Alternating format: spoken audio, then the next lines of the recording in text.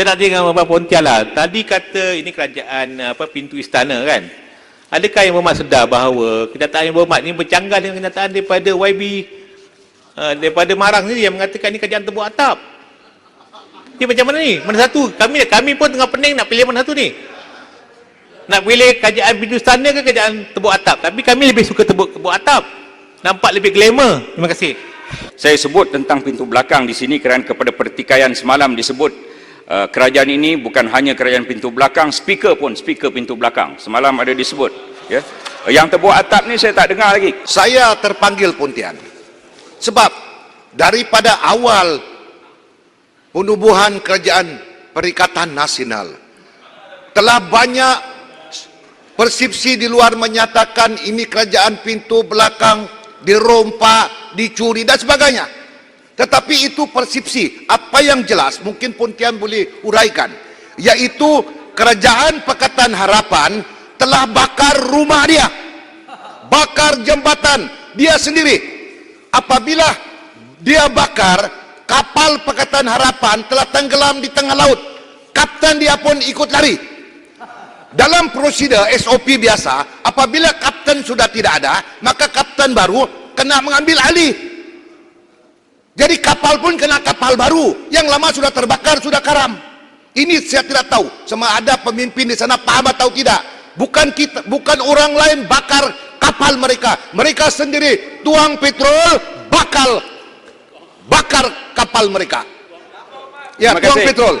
Jadi setuju ke yang berhormat bahawa yang rumah, dia bilang pintu belakang, pintu pun sudah tidak ada, tiang rumah pun sudah terbakar, sudah runtuh. Sekarang ini kita bina rumah baru dengan strategi yang baru. Setuju ke tidak? Setuju.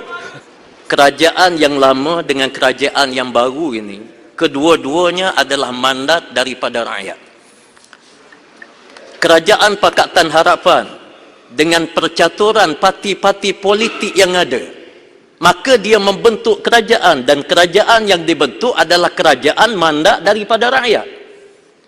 Kemudian bila datang kerajaan Pakatan Perikatan Nasional, ini adalah percaturan yang sama sebagaimana yang dicatur oleh Pakatan Harapan. Percaturan yang sama, cuma perbezaan ada parti yang dulunya bersama dengan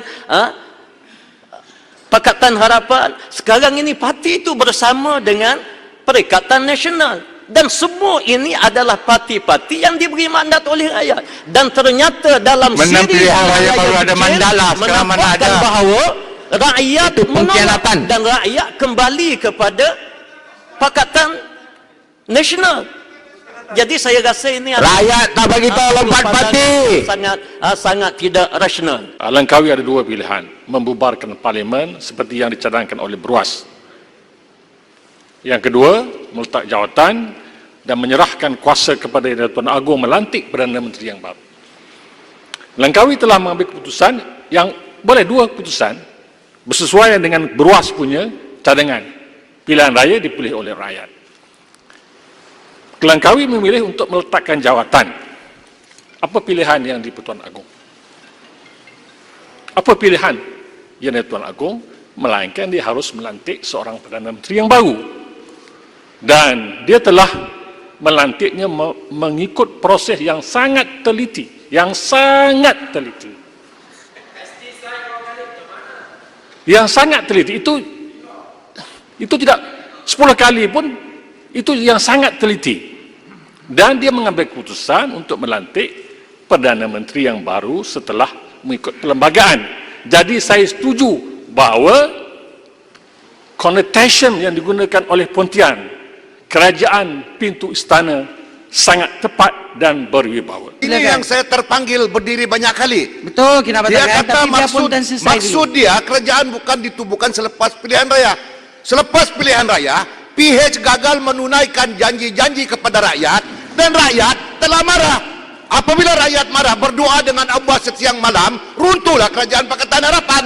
Kita tak pernah suruh Langkawi letak jawatan.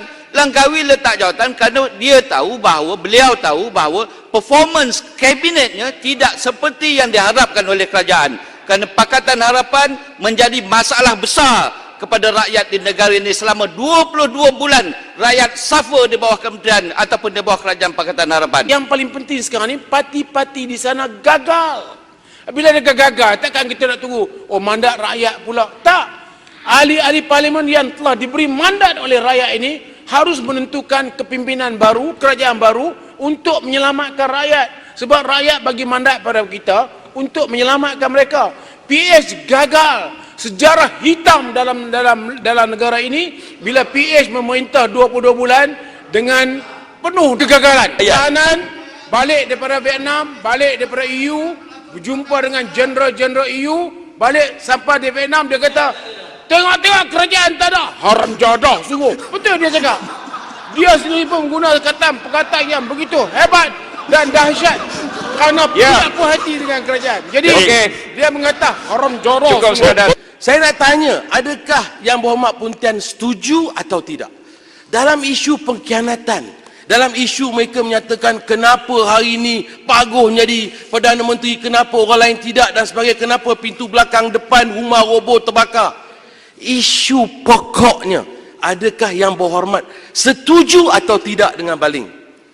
Kalau benar-benar Yang Berhormat Langkawi ada pegang amanah janji dalam kerajaan pakatan terdahulu, kalau Yang Berhormat Langkawi letak jawatan, dia serahkan kepada Yang Berhormat Paul Dickson. Itu janji.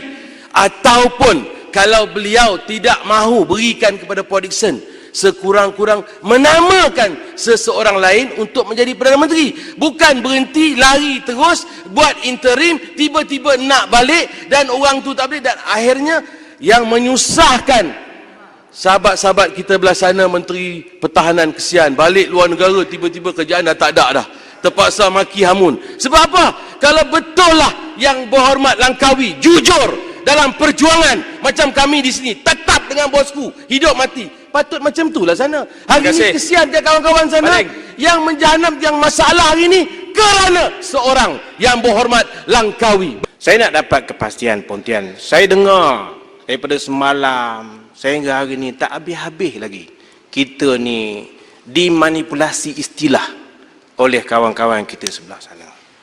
Yang kita dapat jadi kerajaan ni pun bukan kerana kita, kerana masalah dia orang.